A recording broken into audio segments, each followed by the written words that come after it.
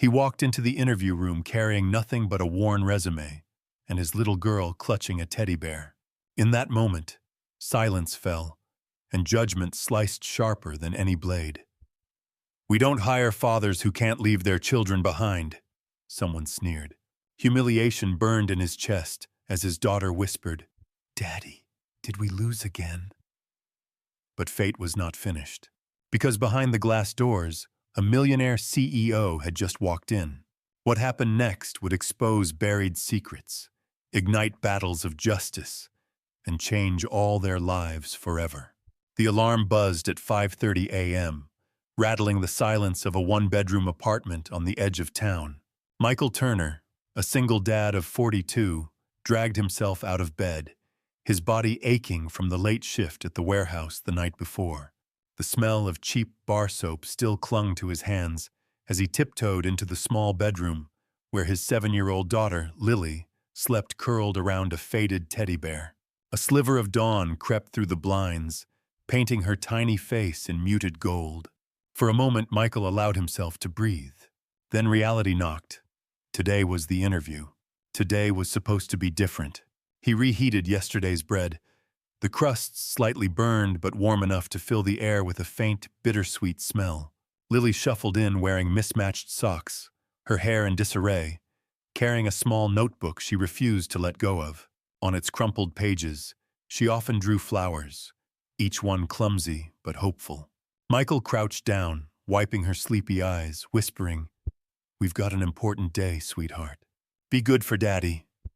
She nodded, clutching his sleeve as though letting go would mean losing him forever.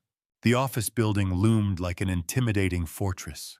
Michael's heart pounded as he guided Lily through the glass doors, his only suit hanging awkwardly on his shoulders.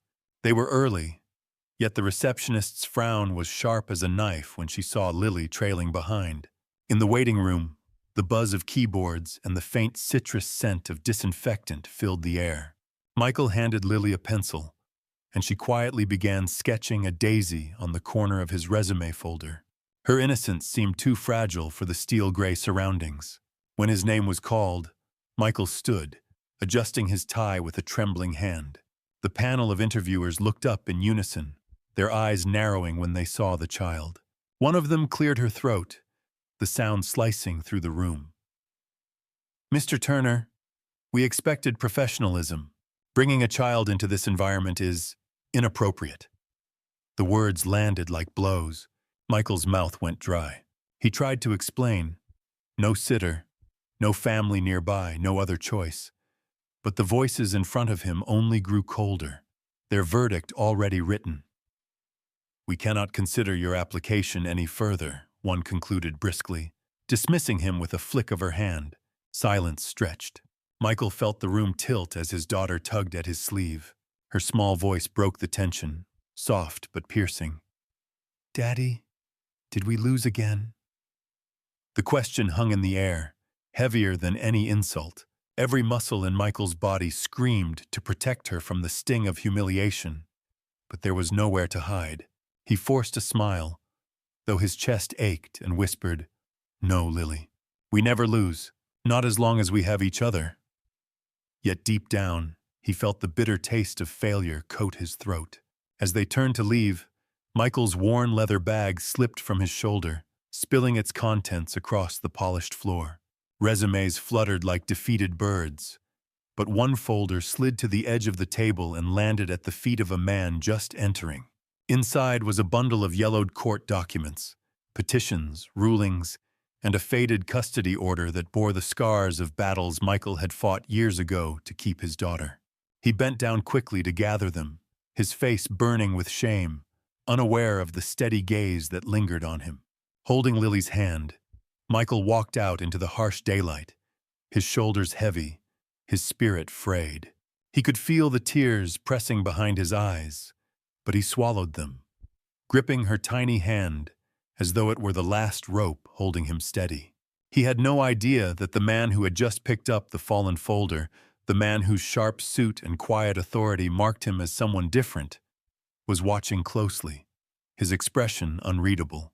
For Michael, it was simply another door slammed shut. For the stranger, It was the beginning of something he had not anticipated: recognition, memory, and a flicker of unfinished business. The man who had bent down to collect Michael's scattered papers was no ordinary passerby. Jonathan Hale, a millionaire CEO whose name was synonymous with both ruthless ambition and visionary success, stood still for a moment, the faded custody order in his hand. His eyes lingered on the childlike scribble of Lily's name at the corner of one page, and something within him stirred. It was not pity. Jonathan Hale did not deal in pity, but a flicker of recognition he could not shake. He watched as Michael tightened his grip on Lily's hand, leading her out into the harsh daylight. His figure hunched, yet unbroken. Jonathan's jaw clenched. Memories of his own daughter, gone far too young, pressed against the edges of his composure. That tiny bracelet Lily wore, with its worn-out beads spelling hope, was almost identical to the one he had once clasped around his daughter's wrist. He blinked hard, as though fighting against a tide he had buried for years. Later that afternoon, Michael was surprised when the receptionist called him back. Exhausted and suspicious, he entered a dimly lit conference room where Jonathan sat alone. The atmosphere was heavy, the faint scent of leather and polished oak filling the space. Jonathan's gaze was sharp, assessing, almost surgical. "Mr. Turner," he began, his voice calm but edged with authority. "Why fight so hard for a job that doesn't want you?" Michael straightened, his pride instinctively rising. "Because I don't have the luxury of quitting. Because my daughter deserves better than what I can give her right now." His voice cracked slightly, but his eyes did not waver. Jonathan leaned back, tapping the custody order with his finger. "You've been in battles before. Courtrooms, lawyers, it's all here. Yet you're still standing." Michael stiffened, a storm flashing in his eyes. "Those papers are none of your concern. All I want is a fair chance." There was a silence thick enough to drown in. Jonathan studied him as though peeling away his defenses. Finally he spoke. "I'll give you that chance. But it won't be easy. 30 days. A project my board believes impossible. You'll complete it, or you'll walk away for good. Fail, and you'll never find a door open in this industry again." Michael's pulse quickened. It sounded less like an opportunity and more like a trial by fire. Still, what choice did he have? He looked down at Lily, who sat quietly sketching another daisy in her notebook, unaware of the storm between the two men. She tore the page out and slipped it into her father's pocket, whispering, "You can do it, Daddy." Michael swallowed hard, the weight of her faith heavier than any burden Jonathan could impose. Yet beneath Jonathan's polished calm lay a restless unease. He had recognized Michael's name even before reading the documents. Years ago, during one of his company's brutal restructuring campaigns, a list of terminated employees had crossed his desk. On that list had been the name of Michael's late wife. Jonathan had signed it without hesitation, believing it was just business. Now, staring at the weary but unbroken man in front of him, he felt the shadow of that decision. He pushed the thought aside, unwilling to expose the crack in his own armor. "Do we have a deal, Mr. Turner?" Jonathan asked. His tone clipped. Michael's voice was steady but laced with defiance. "We do, but understand this. I don't beg for handouts. I'll earn it." For the first time, something like respect flickered in Jonathan's eyes. He stood, extending his hand. Michael hesitated, then clasped it firmly, his calloused palm meeting the smooth, cold grip of a man used to power. In that handshake, an unspoken pact formed, one driven by necessity, pride, and a strange, unacknowledged recognition. Michael left the room with Lily at his side, his heart a battlefield of fear and determination. Jonathan remained behind, staring at the daisy Lily had left behind on the table, her childish scrawl of hope dancing on the page like an accusation. He folded it carefully, slipping it into his pocket, though he told himself it was only a meaningless scrap of paper. That night, in the flickering glow of their apartment's single lamp, Michael reviewed the impossible project details.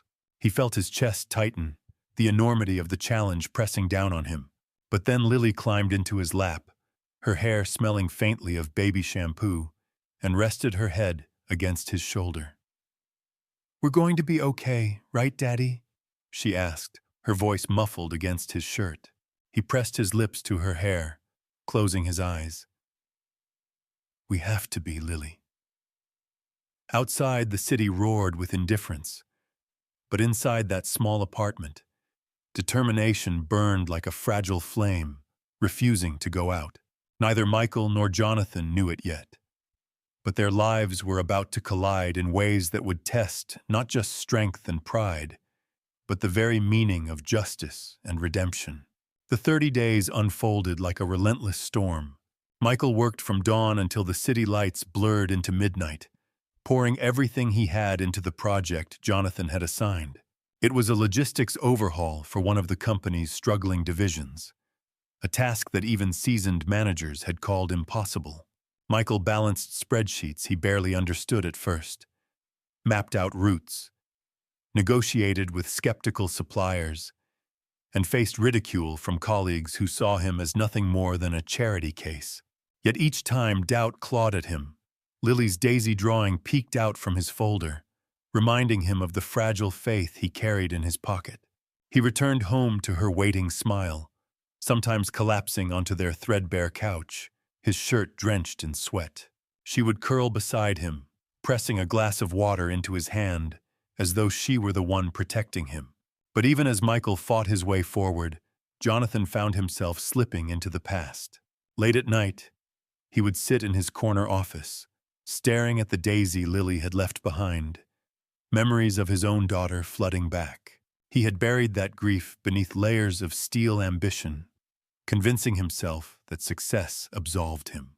Yet Michael's presence was a mirror he had not asked for, showing him what resilience looked like without power or wealth. And then the truth came crashing in. An old file resurfaced, revealing that it had been Jonathan's signature that ended the job of Michael's late wife. That decision had set off the chain of despair that eventually left Michael struggling alone with Lily. Jonathan felt the ground shift beneath him. He had built an empire on choices he called business, but now those choices had a face, a story, a child. The final day arrived with the weight of judgment. In a grand conference hall, board members assembled to review the results of Michael's trial. Jonathan presided at the head, his expression unreadable. Michael stood before them, his suit still ill-fitting, but his shoulders straight. Charts and reports lay before the board, evidence of efficiencies he had carved out through grit and sleepless nights. Yet whispers ran through the room, doubt and disdain clinging to him like smoke. One director sneered, "Why entrust millions to a man who brings a child into interviews?" The words stabbed at Michael, but he stood firm. He looked toward Jonathan, then back to the board. "I don't ask for your sympathy. I ask you to look at the work, not the man you think I am.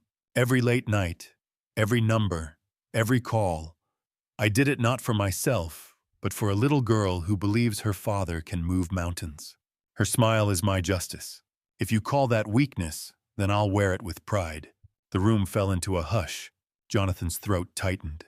He saw in Michael the father he had failed to be, the man he might have become if tragedy had not stolen his daughter. And in that moment, his carefully guarded walls cracked. He rose, his voice steady but charged.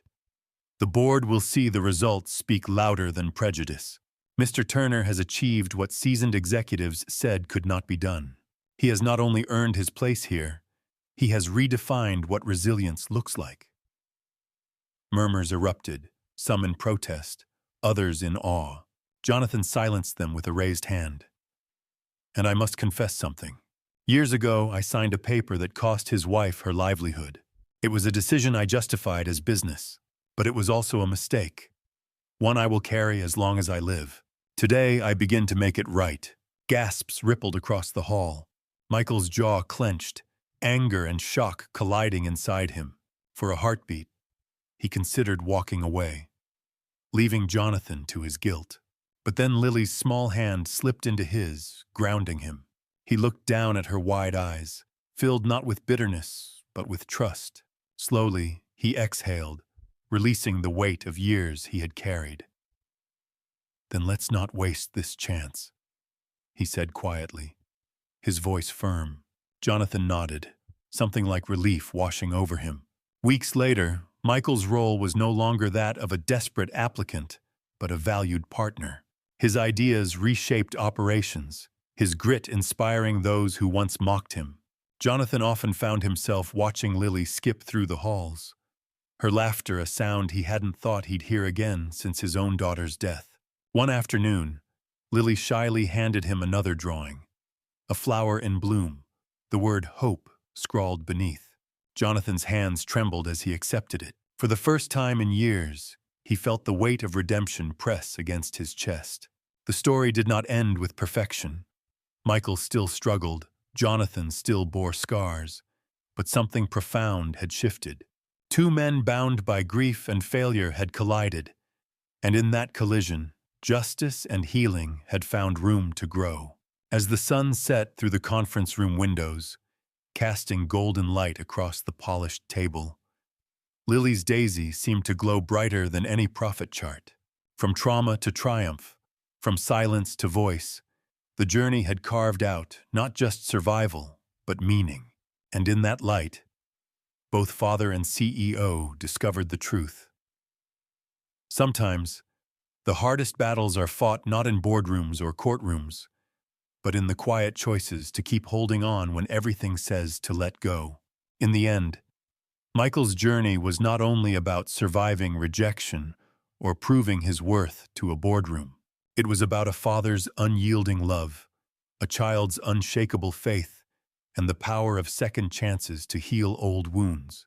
Jonathan's confession and Michael's resilience reminded us all that true strength lies not in wealth or titles, but in the courage to stand tall when the world tries to break you. Their story proves that justice and healing often bloom where pain once lived. If this tale moved you, consider subscribing and sharing your own story, because hope, like a daisy, grows stronger when we pass it on.